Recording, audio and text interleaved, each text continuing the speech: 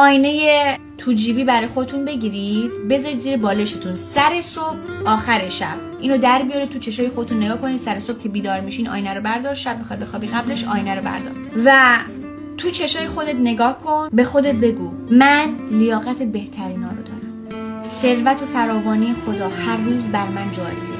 زندگی من پر از اتفاقات خوبه. من آماده دریافت بهترین‌ها هستم. من لایق ورود آدم‌های ثروتمند، آدم‌های شاد، آدم‌های مثبت به زندگیم هستم.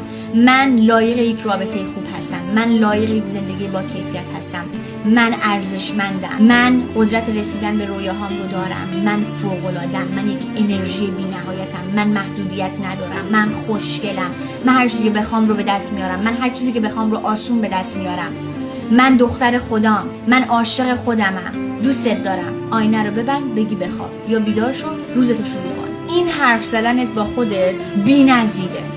تو آینه نگاه کن، به خودت بگو که چی کار کنم عشق من امروز حال کنی، چی کار کنم امروز خوشحالت کنم. اونجایی که به خودت میگی، تو آینه نگاه میکنی به خودت میگی که چی کار کنم که برای اینکه خوشحال بشی، بعدش بگو خدایا چی کار کنم که خدمت کنم به خلقت، چی کار میتونم بکنم. میپرسی میاد، مثل حرفایی که به خودت میزنی میشینه، بعد باز میشه چیزی تو وجودت، بلاکه برداشته میشه.